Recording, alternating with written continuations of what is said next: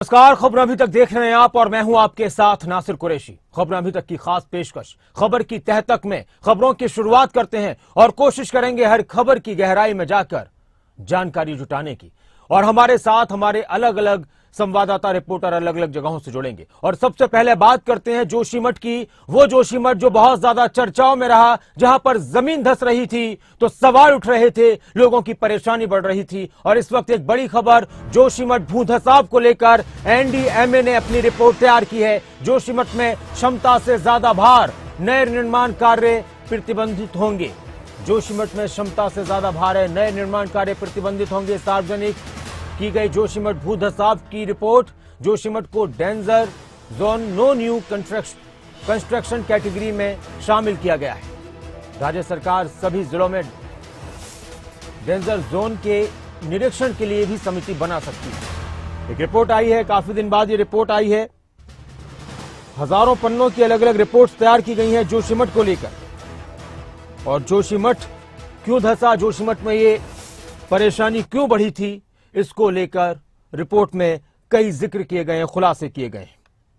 ये तस्वीरें हैं जोशीमठ की कि किस तरह से लोगों के घरों में दरार आई थी और बहुत सारे लोगों को यहां से पलायन करना पड़ा था। कई दिन तक जोशीमठ में दरारों की खबर, पलायन की खबर और लोगों की परेशानी की, भूधंसाव की खबर चर्चाओं में रही। बात है तो एक लाइन में समराइज नहीं की जा सकती है। रिपोर्ट है, काफी मल्टी फैक्टोरियल है, मल्टी डिसिप्लिनरी एक रिपोर्ट कह सकते हैं। इसमें कि ड्रेनेज के संबंध में एक है कि जिस तरह से पानी का रिसाव जमीन के अंदर हो रहा है, वो एक कारण हो सकता है सब्सिडेंस का।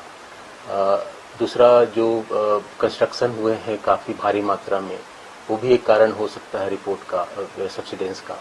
इसके अलावा जो ड्रेनेज ठीक नहीं है, वो एक कारण है, क्योंकि पानी ऊपर से आता है, नालों में काफी तेजी से जाता है, जिससे कटाव होता है, वो भी एक कारण है। ये भी बताया गया है कि जो अलकनंदा में पानी आती है, उससे जो टो इरोजन होता है, वो भी एक कारण, एक फैक्टर हो सकता है स्लाइड का और सब्सिडेंस का।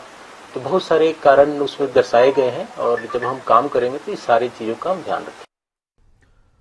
और इस वक्त मेरे साथ मेरे सहयोगी राव शफात अली उत्तराखंड से जुड़ चुके हैं, प्रदीप ठाकुर हिमाचल से जुड़ चुके हैं और जितेंद्र चौधरी हरियाणा से जुड़ चुके हैं। अलग अलग खबरों पर उनसे हम बात करेंगे। और सबसे पहले राव, जोशीमठ को लेकर, वो जोशीमठ जो बहुत ज्यादा चर्चाओं में रहा, उसको लेकर रिपोर्ट भी आई है। उस रिपोर्ट में बहुत सी आशंकाएं बताई गई हैं कि ये आशंकाएं आने वाले वक्त के लिए खतरनाक साबित हो सकती हैं और ये वजह रही थी जोशीमठ के धंसने की। उस रिपोर्ट के आधार पर क्या लगता है आपको, अब किस तरह के कदम उठाए जाएंगे और बड़ी बड़ी बातें कौन कौन सी थी उस रिपोर्ट के अंदर?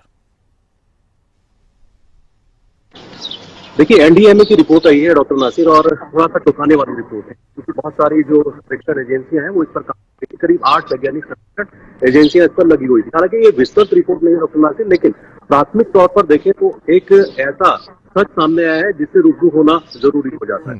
324 पन्नों की ये रिपोर्ट है, क्योंकि जोशीमठ में जब ये घटना हुई थी, लगातार मकानों के धंसने, क्योंकि जमीन खिसक रही थी, तो इसके बहुत सारे कारण हो सकते थे। एक कारण इसके पीछे का नहीं निकल कर आया था। पहला तो ये कि जो नदी आसपास है उससे मिट्टी का कटाव हो रहा है। दूसरा, क्योंकि एक ऐसे मलबे पर जोशीमठ बसा हुआ है जो हजारों वर्ष पहले एक पहाड़ टूटने के बाद वहां मलबा इकट्ठा हुआ था। अब आप अंदाजा लगाइए कि 2011 में जब जनगणना हुई थी तो जोशीमठ में 16,700 के करीब जनसंख्या थी, लेकिन धीरे धीरे जनसंख्या इतनी बढ़ती चली गई कि 25 से 26,000 लोग उस इलाके में रहने लगे। और प्रति वर्ग किलोमीटर के घनत्व की बात करते तो 1,474 प्रति वर्ग किलोमीटर का घनत्व वहां पर नजर आया। और ये घनत्व धीरे धीरे जब बढ़ने लगा तो नीचे का जो मलबा था वो धीरे धीरे नीचे बैठने लगा, खिसकने लगा। एक वजह तो ये रही, और उसके साथ ही जो दूसरी वजह है कि जो पास से अलकनंदा गुजरती है, उसकी नदी का जो कटाव होता है, उससे बड़ा नुकसान जोशीमठ को उठाना पड़ा। हालांकि एनडीएमए की जो रिपोर्ट है उसमें ये बताया गया है कि कुछ जो न्यू कंस्ट्रक्शन हुए हैं, यानी बेहताशा कंस्ट्रक्शन हुए हैं, मंजिलें, बड़ी बड़ी मंजिलें वहां पर इमारतें बनी है, वो भी खतरा बनी है उस इलाके के लिए। हालांकि पूरा जोशीमठ देखिए खतरे में नहीं है। पूरे जोशीमठ के लिए इनकार किया गया है एनडीएमए की रिपोर्ट में, लेकिन 20 से 27% का जो इलाका है वो डेंजर जोन में रखा गया है और नो न्यू कंस्ट्रक्शन जोन में इसको रखा गया है। यानी कि अब उस इलाके में जो सबसे ज्यादा संवेदनशील था, खतरनाक हो रहा था, वहां कोई भी नया कंस्ट्रक्शन ना हो। इसके साथ ही जो सीबीआर आई है, यानी जो घरों का सर्वेक्षण करती है, तो सीबीआर ने भी अपनी एक रिपोर्ट विस्तृत दी है। हालांकि इस रिपोर्ट को देखिए सार्वजनिक किया गया है, क्योंकि 8 एजेंसियां इस पर काम कर रही थी, सभी को कम्युनिकेशन बना करके ये रिपोर्ट देनी थी राज्य सरकार को। हालांकि विस्तृत रिपोर्ट आनी अभी बाकी है।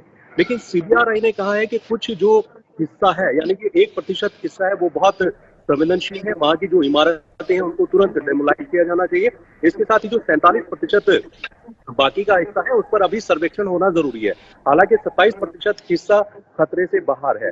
तो अलग अलग तरीके से इस रिपोर्ट को पेश किया गया, लेकिन ये बताता है जोशीमठ की जब रिपोर्ट आई, वैज्ञानिकों ने इसको रिपोर्ट को दिया, तो आने वाले वक्त में उत्तराखंड को सतर्क रहने की जरूरत है। नासिर, उत्तराखंड के पर्वतीय क्षेत्र है, बहुत सारे ऐसे इलाके हैं जहां क्षमता से ज्यादा जनसंख्या बढ़ती जा रही है, बेतरतीब और बेहिसाब इमारतें बन रही हैं, बिना नक्शे के मकान बन रहे हैं, 8-8, 10-10 मंजिला होटल बन रहे हैं। ये वो इलाके हैं जो आने वाले वक्त में खतरा बन सकते हैं। ये तो सिर्फ जोशीमठ की बात है, जी। लेकिन अभी अगर हालिया नैनीताल की बात करें तो नैनीताल में कुछ जो मकान है वो भर भरा करके नीचे गिरे हैं, और इसके पीछे की वजह है बहुत बड़ी लापरवाही, प्रशासन की लापरवाही। तो प्रशासन को ध्यान देना पड़ेगा, शासन को ध्यान देना पड़ेगा कि इस तरह की जो इमारतें उन इलाकों में बन रही जो बहुत अति संवेदनशील है, उनको हर हाल में रोका जाना चाहिए।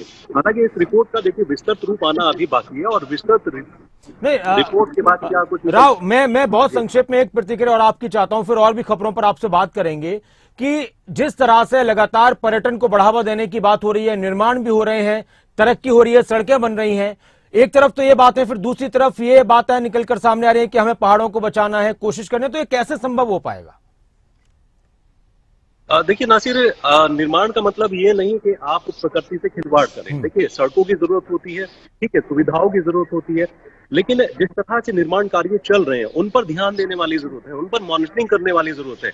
जब निर्माण कार्य हो जाते हैं, बेतरतीब या बेहिसाब इमारतें बन जाती हैं, तो उसके बाद ध्यान दिया जाता है। तो ये पहले से अगर सुनिश्चित कर लिया जाए कि नक्शे के आधार पर मकान बन रहे हैं, बिल्डिंगें बन रही हैं, सड़कें बन रही हैं, तो उससे शायद कोई दिक्कत नहीं होगी, पर्यावरण भी सुरक्षित रहेगा, उत्तराखंड भी सुरक्षित रहेगा।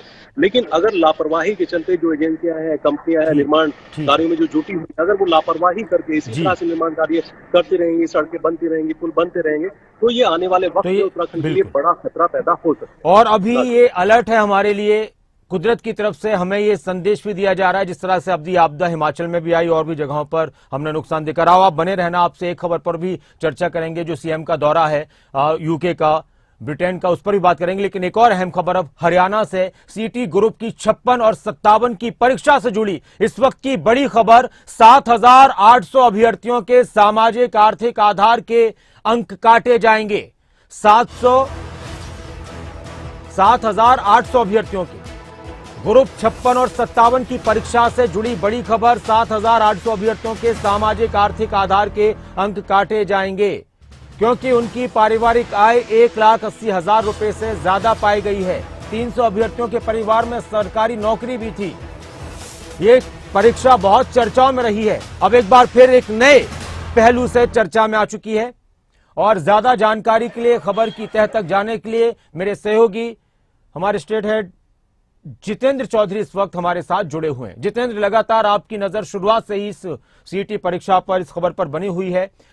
वक्त वक्त पर नई नई चीजें निकलकर इस परीक्षा से जुड़ी आ रही हैं। अब एक और चीज आ गई है, यह भी फिर बहुत से लोगों के लिए परेशानी होगी, लेकिन एक कोशिश सरकार की होती है, प्रशासन की होती है कि भाई सभी चीजें पारदर्शिता के सामने के साथ आए। तो इसको लेकर क्या कहेंगे, किस तरह से ये पता चला और किस तरह की कैटेगरीज इसमें थी?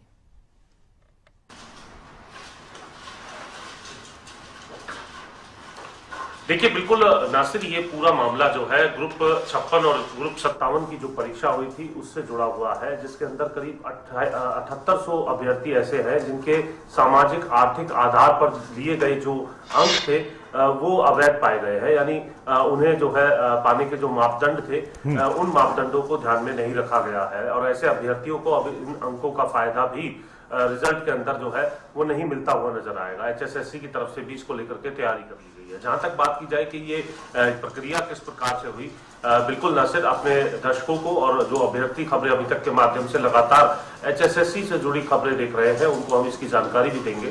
दरअसल HSSC की तरफ से इस वेरिफिकेशन के लिए परिवार पहचान पत्र अथॉरिटी क्रिड को ये पूरा जो डाटा है उसे वेरीफाई करने के लिए कहा गया था, और उस डाटा के वेरिफिकेशन में अभी तक जो जानकारी सामने निकल करके आई है उसके मुताबिक 7800 जो अभ्यर्थी हैं उन्होंने अंक जो है वो ठीक प्रकार से नहीं लिए थे। यानी 1,80,000 जो आय का पैमाना है उसमें करीब 7400 के आसपास जो अभ्यर्थी है उन्होंने 1,80,000 से अधिक इनकम होने के बावजूद भी अपने आप को उस इनकम क्राइटेरिया के अंतर्गत दिखाते हुए इन अंकों का फायदा उठाने की बात जो है वो अपने फॉर्म के अंदर कही है। तो उनको अब इसका अच्छा, इसमें जितेंद्र आय प्रमाण पत्र लगाना होता है फॉर्म के साथ, या उसमें सिर्फ फिल करना होता है कि हमारे परिवार की इतनी आय है?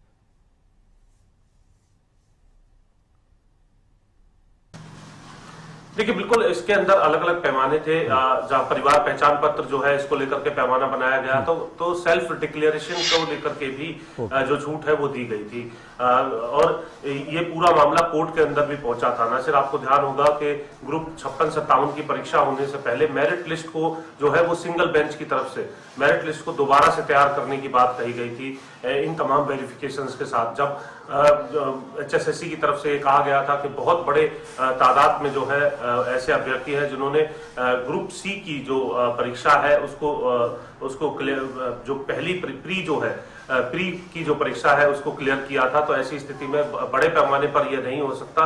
रिजल्ट के अनुसार जो है वो इनकम वेरिफिकेशन की जाएगी ताकि जो नंबर है वो छोटा हो जाए और बेहतर तरीके से वेरिफिकेशन की जाए। ये मामला डबल बेंच में पहुंचा था। उसके बाद ग्रुप 56-57 की जो परीक्षा है उसे कराने को लेकर के एक राहत HSSC को अभ्यर्थियों को यहां पर मिली थी। लेकिन अब अगर हम बात करें तो क्रेड की तरफ से जो वेरिफिकेशन हुई है उसमें 7800 अभ्यर्थी ऐसे मिले हैं जिनकी तरफ से परीक्षा दी गई थी और अंक जो है वो उन मापदंडों के आधार पर नहीं लिए गए थे जो मापदंड इसको लेकर के तय किए गए थे। सामाजिक आर्थिक आधार के जो अंक है उनको इनकी तरफ से गलत क्लेम किया गया था और अब परिवार पहचान एक छोटी सी बात और मैं आपसे जानना चाहता हूं बहुत संक्षिप्त में कि एक तो अंक काटने की बात आ रही है, लेकिन जिन लोगों ने गलत जानकारी अपने बारे में दी है तो क्या किसी तरह की कार्रवाई भी ऐसे लोगों पर हो सकती है?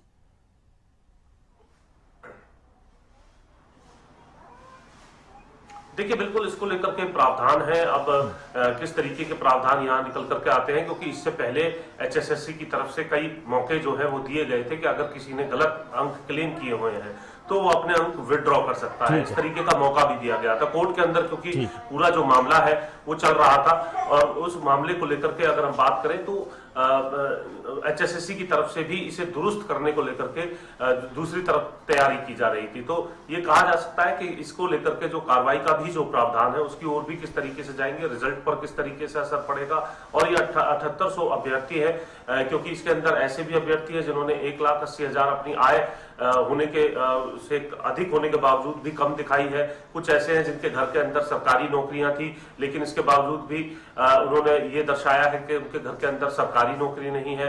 इसी तरीके से जो भी मापदंड बनाए गए थे उन मापदंडों के आधार पर अगर अंक नहीं दिए गए हैं, क्योंकि वेरिफिकेशन यहीं तक नहीं रुकी है, अभी आगे भी जो वेरिफिकेशन है वो जारी है और इस वेरिफिकेशन में जैसे जैसे इस प्रकार के लोग सामने आएंगे उसके अनुसार HSSC क्या कदम उठाता है, रिजल्ट पर क्या असर पड़ता है, क्योंकि इसका रिजल्ट भी अभी कोर्ट के अंदर लंबित है। ग्रुप 56 की परीक्षा में 41 प्रश्न जो है वो रिपीट हुए थे, ये मामला भी कोर्ट के अंदर लंबित है। तो ये देखना होगा कि किस तरीके से अब HSSC जो है इसको लेकर के आगे बढ़ता है, क्योंकि एक और जहां रिजल्ट को लेकर के पहले ही कोर्ट की तरफ से रोक लगाई हुई है, वहां दूसरी तरफ एक नई चुनौतियां जो है वो HSSC के समक्ष इन तमाम वेरिफिकेशंस में सामने आ रही है, अभ्यर्थियों के सामने भी आ रही है। क्योंकि अभ्यर्थियों का पक्ष जब हम सुनते हैं नासिर, तो उस वक्त अभ्यर्थियों का अपना अलग पक्ष होता है, वो अपनी बात अलग तरीके से रख रहे होते हैं। उनका ये कहना होता है कि ये तमाम बातें जो कही जा रही हैं हमारे पास उसका प्रमाण पत्र है, ये तमाम तथ्य हमारे पास है, जबकि HSSC का ये कहना होता है कि समय से वो अपलोड नहीं किए गए या फिर जो है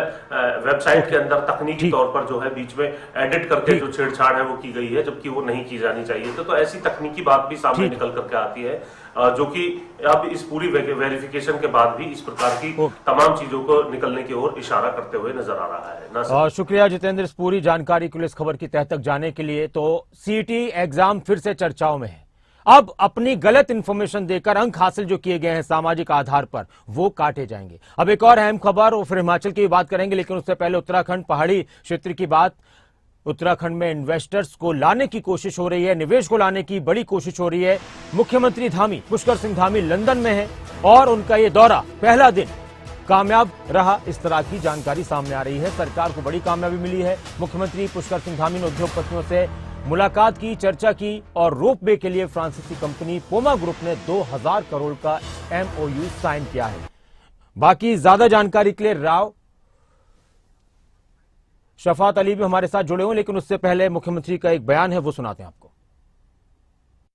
भाई बहनों, ब्रिटेन भारत में छठा सबसे बड़ा निवेशक है और भारत में ब्रिटेन की 600 से अधिक वाणिज्यिक इकाइयां काम कर रही हैं, जिनका जो कारोबार है वो $50 बिलियन है और इन इकाइयों के माध्यम से लगभग 4,75,000 लोगों को सीधे सीधे एम्प्लॉयमेंट भी मिल रहा है।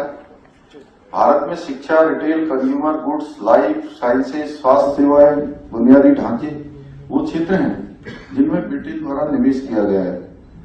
वर्तमान में ब्रिटेन द्वारा भारत में ऊर्जा, परिवहन, दूरसंचार जैसी बुनियादी ढांचागत परियोजनाओं में निजी निवेश को आकर्षित करने के लिए पीपीपी मॉडल पर भी तेजी से काम किया जा रहा है। मुझे यह बताते हुए हर्ष हो रहा है कि भारत ब्रिटेन में दूसरा सबसे बड़ा फॉरेन डायरेक्ट इन्वेस्टमेंट करने वाला, एफडीआई करने वाला देश है। अली, ये जो इन्वेस्टर समिट है कितना मजबूती देगा उत्तराखंड को निवेश के हिसाब से, और उसके क्या कुछ असर पड़ने वाले हैं अगर ये कामयाबी के साथ संपन्न होता है? नासिर, देखिए दिसंबर में इन्वेस्टर समिट होना है और उत्तराखंड के लिए एक नई दिशा की तरह हुआ इन्वेस्टर समिट, और इसकी कामयाबी का अंदाजा आप इस बात से लगा लीजिए कि दिसंबर में प्रस्तावित है, लेकिन इन्वेस्टर समिट से पहले 30 से 40 हजार करोड़ रुपए के जो एमओयू है वो राज्य सरकार के साथ साइन हो चुके हैं। मुख्यमंत्री पुष्कर सिंह धामी इस वक्त लंदन में मौजूद है और लंदन में रोड शो हुआ है। जो बड़े उद्योग घराने हैं उनसे बैठ करके चर्चा हुई है और खास और अहम ये है कि 3000 करोड़ रुपए का अलग अलग कंपनियों से अभी तक एमओयू साइन लंदन में हो चुका है। बर्मिंघम में रोड शो होगा और अगर इस एमओयू की बात करें तो ये रोपवे का एमओयू है। एक बड़ी कंपनी है, फ्रांसीसी कंपनी है पोमा ग्रुप, और विश्वस्तरीय और विश्वसनीय कंपनी मानी जाती है, क्योंकि उत्तराखंड में देखिए रोपवे की संभावनाएं बहुत है। राज्य सरकार चाहती है कि तमाम मंदिरों को रोपवे से जोड़ा जाए, जो टूरिस्ट स्थल है उनको रोपवे से जोड़ा जाए, और इसको लेकर के ये एक बड़ा करार, बड़ा एमओयू साइन हुआ है पोमा ग्रुप के साथ। इसके साथ ही उषा ब्रेको के जो एमडी है वो भी लंदन में मौजूद है। उषा ब्रेको हालांकि पहले से उत्तराखंड में जो हरिद्वार है यहाँ पर रोपवे का काम देखती है, मनसा देवी, चंडी देवी तक। तो 1000 करोड़ रुपए का जो एमओयू है वो उषा ब्रेको के साथ हुआ है। इसकी कामयाबी का जो पहला कदम है, आप समझ सकते हैं कि लंदन में मुख्यमंत्री आला अधिकारियों के साथ मौजूद थे और 3000 करोड़ रुपए से ज्यादा तक के एमओयू इस वक्त साइन हो चुके हैं, और उम्मीद है कि 2.5 लाख करोड़ रुपए के निवेश का एक लक्ष्य राज्य सरकार ने रखा है, और इस लक्ष्य को पाने के लिए राज्य सरकार कामयाबी की ओर लगातार धीरे धीरे बढ़ रही है। शुक्रिया राव इस पूरी जानकारी के लिए, राव शफात अली, और इस खबर की तह तक जाने के लिए। अब एक और अहम खबर, और वो खबर भी बहुत अहम है। अमृतसर में उत्तर क्षेत्रीय परिषद की 31वीं बैठक हुई। गृह मंत्री अमित शाह की अध्यक्षता में बैठक हुई और इस बैठक में हिमाचल के मुख्यमंत्री सुखविंदर सिंह सुक्खू भी शामिल हुए। इस दौरान मुख्यमंत्री सुखविंदर सिंह सुक्खू ने हिमाचल से जुड़ी कई बातें रखी। केंद्र से आपदा प्रभावित हिमाचल के लिए विशेष पैकेज की मांग की गई। रिलीफ मैनुअल के प्रचलित मानदंडों में व्यवहारिक संशोधन की मांग की गई। हिमाचल को बीबीएमबी निदेशक मंडल में पूर्णकालिक सदस्य का दर्जा दिए जाने की भी उन्होंने मांग की। सीमा विवाद के समाधान पर केंद्र से सहयोग मांगा और शानन प्रोजेक्ट अब हिमाचल को सौंपने में मदद करे पंजाब, ये बात भी वहां पर मुख्यमंत्री सुखविंदर सिंह सुक्खू की तरफ से रखी गई। हिमाचल, पंजाब, हरियाणा के मुख्यमंत्री इस बैठक में थे। केंद्रीय गृह मंत्री इस बैठक में थे। प्रदीप ठाकुर इस वक्त मेरे साथ मेरे सहयोगी हमारे ब्यूरो शिमला जुड़े हुए हैं। प्रदीप, कई अहम बातें मुख्यमंत्री ने इस बैठक में रखी, जिसका लाजमी था कि जिक्र होना ही था जब क्षेत्रीय परिषद की बैठक हो रही है। बड़े मुद्दों में अगर हम बात करें तो एक तो जो लगातार चर्चाओं में है कि विशेष पैकेज की मांग की जा रही है हिमाचल को, उस पर क्या कुछ रुख निकलकर सामने आया इस बैठक के जरिए, और आपदा प्रभावित क्षेत्र घोषित किया जाए, राष्ट्रीय आपदा प्रभावित क्षेत्र घोषित किया जाए, तो उससे क्या कोई पॉजिटिविटी निकलकर सामने आई? और जो शानन प्रोजेक्ट है इसका भी थोड़ा सा आप बताएं। बिल्कुल, देखिए जो पिछले कल ये बैठक हुई है उसमें मुख्यमंत्री ने जोरदार ढंग से अपनी बात वहां पर रखी है, और उसमें जो हिमाचल की बड़ी मांग है और हर मंच पर इस बात को कहा जा रहा है वो है कि हिमाचल की जो आपदा है उसको राष्ट्रीय आपदा घोषित किया जाए, और उसके साथ साथ 12,000 करोड़ रुपए का जो नुकसान हिमाचल में हुआ है उसकी भरपाई केंद्र करे, केंद्र उसमें मदद हिमाचल प्रदेश की करे। और जो राहत मैनुअल है, जो केंद्र सरकार का रिलीफ मैनुअल है, उसमें भी बदलाव की मांग हिमाचल ने रखी है। क्योंकि हिमाचल प्रदेश ने पहले ही अपना प्रदेश का रिलीफ मैनुअल बदला है। उसमें जो राहत राशि दी जाती है, यानी दो तरह की राहत राशि होती है। एक तो जब नुकसान हो जाता है, फिर जब मौके पर अधिकारी जाते हैं तो फौरी राहत दी जाती है। उसके बाद पूरा उसका असेसमेंट होता है, उसमें भी ओवरऑल यही लिखा होता है कि अगर घर टूटा है तो उसको कितना पैसा मिलना है, और अगर आंशिक रूप से नुकसान हुआ तो उसका कितना पैसा है, जमीन धंस गई है या बह गई है उसका कितना पैसा है। तो हिमाचल ने उसको बढ़ाया था, लेकिन केंद्र का जो रिलीफ मैनुअल है उसमें वो राशि कम है। और ऐसे में जो केंद्र से पैसा अगर अभी आया भी है, जिस तरह से 200 करोड़ भी पहले आए और भी 800 करोड़ के आसपास का जो हिमाचल को आपदा राहत में मिला है, उसमें जो पैसा दिया जाना है वो केंद्र के रिलीफ मैनुअल के तहत दिया जाएगा। स्टेट उसमें जो है उसमें कोई छेड़छाड़ नहीं कर सकता है। तो ऐसे में हिमाचल सरकार ने मांग की है कि इसमें व्यवहारिक बदलाव होना चाहिए, जो आज की जरूरत है उसके हिसाब से ये नुकसान की भरपाई होनी चाहिए। दूसरी बात मुख्यमंत्री ने जो प्रमुखता से इस बैठक में रखी है वो बीबीएमबी में जो हिमाचल का मुद्दा चल रहा है, 7.19% का जो हिस्सा है, उसमें ऊर्जा में जो हिमाचल को रॉयल्टी भी मिल रही है, और इसके साथ साथ जो सुप्रीम कोर्ट के फैसले के मुताबिक 4,000 करोड़ का बकाया मिलना है वो अब तक नहीं मिला है। तो ये डिमांड भी यहाँ पर जो केंद्रीय गृह मंत्री के समक्ष रखी गई है और उसमें मांग की गई है कि ये हमें मिलना चाहिए। और एक शानन प्रोजेक्ट जो पहले भी बड़ा मुद्दा बना रहा है, अगले साल इसके 100 साल की जो लीज थी वो खत्म होने वाली है और पंजाब के अधीन अभी ये प्रोजेक्ट है। हालांकि ये हिमाचल के मंडी जिला में शानन प्रोजेक्ट है। तो उस प्रोजेक्ट का 100 मेगावाट का ये प्रोजेक्ट है और उसकी लीज खत्म होने के बाद हिमाचल इसे अब मांग रहा है कि अब ये हमें मिलना चाहिए। अब इसमें पंजाब का हक नहीं होना चाहिए। इसको लेकर पंजाब को पत्र भी लिखा गया था, और आप भी जानते हैं जब वाटर सेस को लेकर दोनों राज्यों के बीच में विवाद बढ़ा था तो उस विवाद की वजह ये शानन प्रोजेक्ट था, क्योंकि जो रॉयल्टी है, जो वाटर सेस है, वो इस प्रोजेक्ट पर लग रहा था जो पंजाब के अधीन है। लेकिन अब ये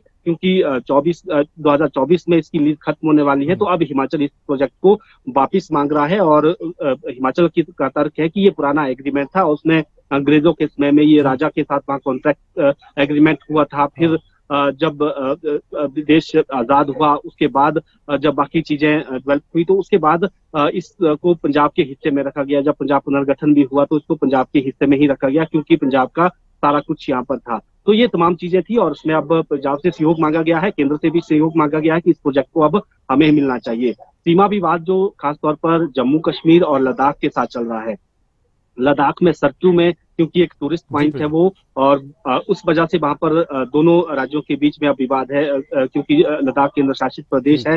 लेकिन उसके साथ साथ पहले जब जम्मू कश्मीर पूरा एक राज्य था उस वक्त से ये विवाद चल रहा है। तो ऐसे में हिमाचल सरकार ने मांग की है कि इस विवाद को सुलझाया जाए, केंद्र इसमें मध्यस्थता करे, डिमार्केशन हो, और जो जिस तरह का हिमाचल का जो मानचित्र है उसके हिसाब से इस जगह को हिमाचल के ही हवाले किया जाए। इसी तरह से चंबा की तरफ से कश्मीर के साथ जो जम्मू का क्षेत्र है वहां पर ये सीमा विवाद चल रहा है, तो इसको सुलझाने की भी मुख्यमंत्री ने मांग की है। तो कुल मिलाकर बैठक काफी अच्छी रही है और इसमें देखना ये होगा कि जो हिमाचल सरकार ने पैरवी की है केंद्र सरकार के समक्ष अपने हितों की, उसको लेकर क्या केंद्र उसमें क्या मदद करता है, क्या निर्णय लेता है। जी शुक्रिया प्रदीप इस पूरी जानकारी के लिए और इस खबर की तह तक जाने के लिए। और इसी बैठक में पंजाब के मुख्यमंत्री भी शामिल थे। अमृतसर में जो बैठक हुई, उत्तरी क्षेत्रीय परिषद की 31वीं बैठक, और पंजाब की तरफ से भी कई बड़े मुद्दे उठाए गए।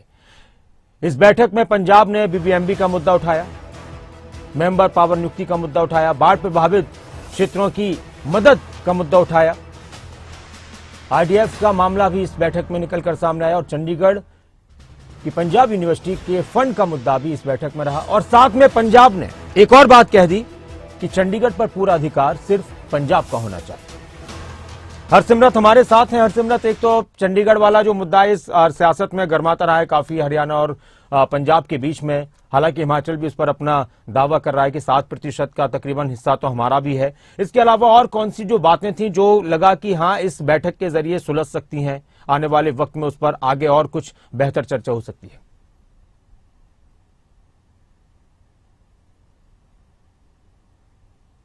नासिर जी, आपको बताएं कि ये जो बैठक हुई है इसमें आला दर्जे के सारे जो है अधिकारी, मुख्यमंत्री, साथ ही साथ गृह मंत्री भी मौजूद थे, उपराज्यपाल भी मौजूद थे। और जिस तरह से ये बैठक हुई तो इसमें देखा गया कि अलग अलग जगह से सारे जने आए थे और सबकी अपनी अपनी समस्याएं थी। हालांकि उन्होंने अवगत करवाया है केंद्रीय गृह मंत्री को इन सभी मुद्दों से, और खुद केंद्रीय गृह मंत्री अमित शाह ने इन सभी मुद्दों को सुलझाने के जो आश्वासन है वो भी दिया गया। उन्होंने कहा कि पहल के आधार पर हल निकाले जाएंगे। हालांकि ये सभी एक टेबल पर बैठे थे तो वहां पर चर्चा भी जरूर हुई। जैसा कि हमने देखा कि हरियाणा और हिमाचल के आपस में कई मुद्दे ऐसे उलझे हुए थे जिनको सुलझाने की बात हुई, पर एक दूसरे की अगर मुख्यमंत्रियों की बात की जाए तो उन्होंने वो बातें सिरे से नकार दी। हालांकि उन्होंने पूरे तर्क अपने दिए कि क्यों चंडीगढ़ जो है वो हिमाचल और पंजाब के साथ साथ हरियाणा का भी एक हिस्सा जो है वो माना जा सकता है, क्योंकि तीनों दावा करते हैं चंडीगढ़ के ऊपर। पंजाब यूनिवर्सिटी की बात की जाए तो वहां पर भी जो है हिस्सा मांगा जा रहा था हरियाणा की तरफ से। SYL की बात हुई और कई मुद्दों की ऐसी बात हुई, तो तीनों ने अपने अपने तर्क रखे हैं, अपनी अपनी बातें रखी हैं, अपनी अपनी समस्याएं रखी है। केंद्रीय गृह मंत्री तक ये सारे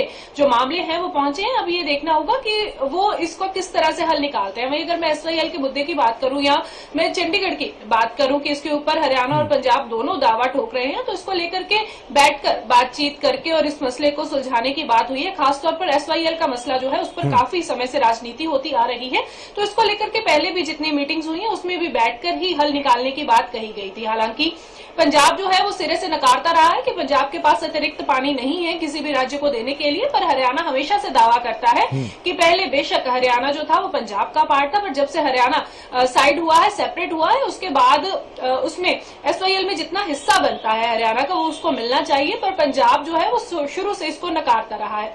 तो कहीं ना कहीं ये बात जो है वो टेबल पर हुई है और केंद्रीय गृह मंत्री तक ये बात भी पहुंची है, तो उन्होंने अभी इसको सुलझाने की बात जो है वो कही है कि आराम से बैठकर जो इस वार्तालाप एक बात ये भी आई थी अर्चना बहुत जल्दी से कि खबर चल रही है कि केंद्रीय गृह मंत्री ने पंजाब को कहा है कि जल्द से जल्द इसका निर्माण करें, SYL का निर्माण करें।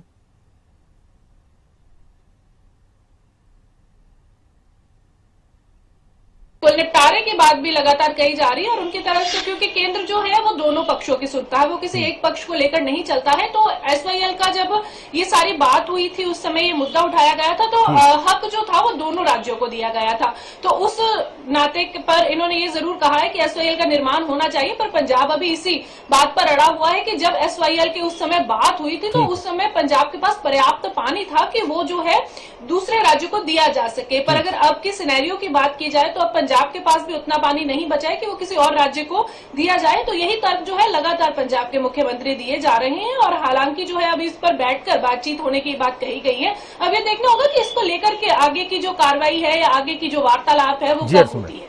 जी शुक्रिया पूरी बातचीत के लिए और इस जानकारी के लिए। खबर की तह तक में हरियाणा से लेकर उत्तराखंड और हिमाचल से लेकर पंजाब तक की बात हुई।